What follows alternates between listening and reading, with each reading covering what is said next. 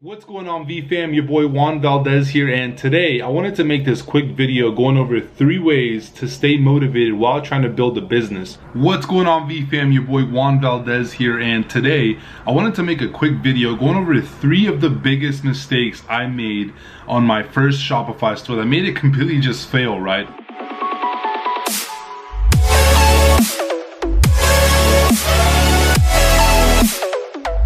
For those of you guys that are brand new to my channel, welcome on over. This channel is for the V-Fam. The V-Fam is a family of individuals that are striving to do a lot more than what society is out for us to do. And one of those things for sure that society doesn't want you to do is to be able to, stay motivated when things aren't going your way, when you're going through hardships, and especially when you're trying to build a business. So obviously, I'm here to help you guys and share exact things that I do whenever I'm going through tough times. Because believe it or not, even the people that you guys see at the top that you seem as really successful, even though I'm not, I can't really compare myself to like the top entrepreneurs, the top successful people, but people in all stages of their life, whether like they're just getting started, they're seeing success, and even the most successful people, they're all going through things, right? It's just a matter of the level of problems that they're going through, right? Obviously, when you're just getting started, probably the problems that you're going through won't be as big as like someone that's already further along the journey, and obviously those problems won't be as big as like someone that's like crushing it, right? Like some of the most successful people, they probably have some of the biggest problems that come by. One thing that's important though is to be able to know how to stay motivated, because trust me, when it comes to building a business and entrepreneurship, honestly, when I first got started, like I heard people talk about it's going to be trouble and it's not easy to kind of get through those hardships and things like that. But now that I'm going through different businesses and different ventures, like I actually see what they mean, right? Because it's not easy, right? When things are not going your way, you're pretty much the only one that can keep yourself accountable before you just completely give up, right? So I had 3 points just kind of outlined, and we'll kind of go through those.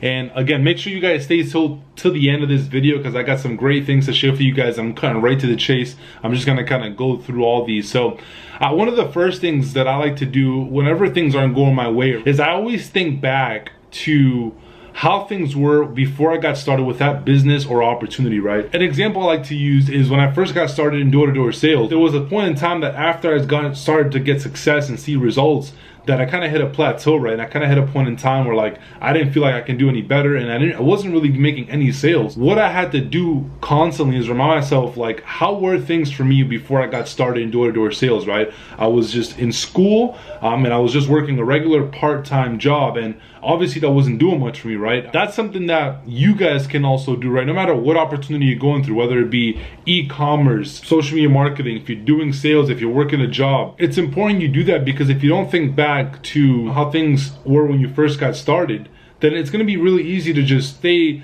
the same in that situation that you're currently in, whether you hit a plateau or you're just not motivated and you don't really want to get things done. Going to the next point, you want to make sure, something that helps me and hopefully helps you guys out, is whenever you're coming into a new opportunity, you always want to think bigger picture, right? When I got into e-commerce, my mindset into getting into e-commerce is, of course, I don't know if this is going to work out or not. Worst case scenario, I'll lose some money. Best case scenario, I get to make some money and I get to learn valuable skill sets. So me coming into e-commerce, my main takeaway that I really wanted to learn from e-commerce itself, if it didn't work out, is at least having the skill sets. And that's how I think about any opportunity that I get into now, right? You want to think about, what value do I get from going through this business venture and business opportunity, and of course, like, what's like the end result, and what can things look like if they go really well and if they don't work out at all. So I like to compare and really see like what kind of benefits I'm gonna get if I actually become successful within it, and what kind of benefits do I kind of lose out if I don't become successful in it. And I like to do that because then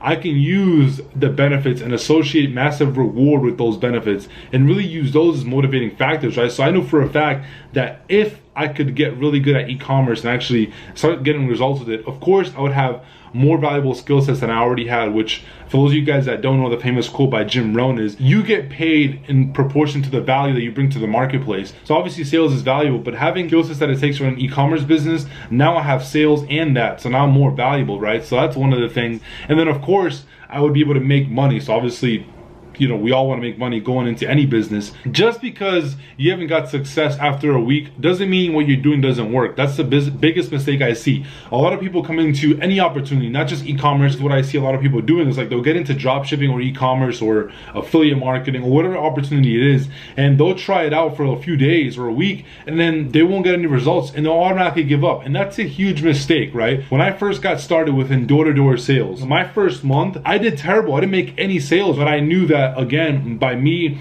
doing sales, I could again equip myself with new skill sets, because at that time I didn't even have sales experience, right? The second month I got mentorship, I started learning, and I got really good. And my second month in, I actually became the top salesperson within the office that I worked in, right? So if I would have gave up after that first month, but I didn't get any sales, I would have lost out on, you know, becoming the top sales rep in the office, and also making a good amount of money, right? Because obviously at the time I was barely making any money, and that was when I first had made like my first $5,000 or $6,000 in 1 month, which is absolutely insane, obviously, for someone doing sales or brand new to sales, I would say. And so obviously I would have missed out on that. So I always like to reference, like, there's always a picture that I've seen before, and if there's like this guy always jacking away at the wall, and he's like a millisecond or an inch away from like gold, right? So it's always like that whenever you're doing anything. It's just a matter of time whenever things work, as long as obviously you're going through the right guidance and mentorship. So when I first got started with e-commerce, me and my business partner Samir, we made no sales when we first got started. We actually lost money, which makes it worse than when I got started with door-to-door sales, because at least in door-to-door sales, I didn't waste any money. I was just, you know, I spent my time, I wasted time, but I didn't waste any money. When I first got started in e-commerce, I wasted time and lost money. So think about that, right? And it wasn't until like our second and third week where we actually started seeing results. And then the next month after that, we literally scaled our store to do over 200 grand. But it just shows, like, again, if we would have quit after the first 3 weeks of not seeing any results and actually losing money, we would have never seen one of the biggest months that we ever had. It's just a matter of, you know, timing, and also giving things time, because a lot of people want to just get results right away, and that's not how things work. That's just not how things work in reality. I'm just being super transparent with you guys. And again, things take time, point blank. Don't get discouraged after the first time you encounter adversity, because you will consistently encounter adversity. Right now, I'm going through a little bit of adversity because one of the projects that I want to launch with my business partner is taking a little bit longer to launch than I wanted to take, right? So obviously for me, like, that's a little bit of adversity. So now if I get discouraged and I want to give up now on the project, well, now I don't know what the reward is going to be from the project, right? How many people I can help, and what the actual reward is going to be from being successful with this project. Now, the last one is you want to use your conditions or situation as fuel. And what I mean by that is, if you're broke, use that as fuel. If you were raised by a single mom, use that as fuel. If you were, I didn't even include this last one. And so obviously everybody's situation is going to be different. For me personally, I was raised in a single environment. I was raised by a single mom, and obviously I was broke. So I use all three of those as, I personally got tired of being broke. I got tired of just seeing my mom work a crazy amount of hours and barely being able to make ends meet. And also I got tired of, you know, living in the place that I used to live.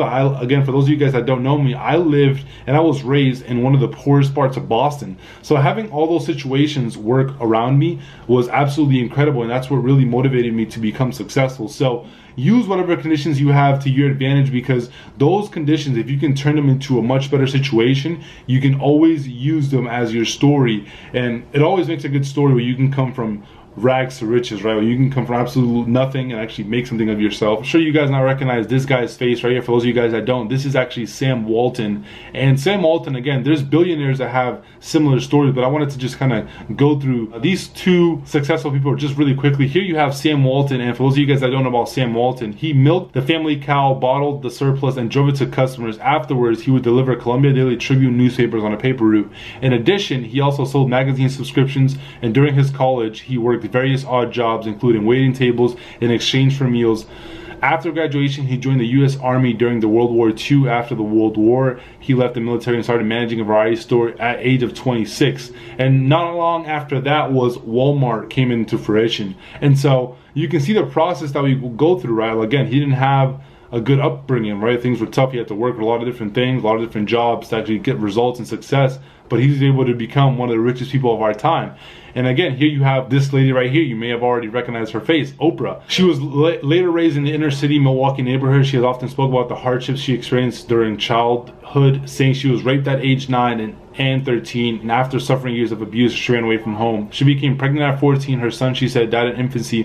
While in high school, she landed a job in radio and began co-anchoring the local evening news at the age of 19. She got transferred to the daytime talk show arena because of her emotional ad-lib delivery. So you can see kind of her hardships she went through, but obviously you think about now who the person she is, and obviously she's one of the most impactful people of our time. That was just a quick reference to 2 successful people that went through tough times. Yeah, I hope you guys picked up a thing or two. If you guys did, make sure you drop a like on this video. I would highly appreciate that.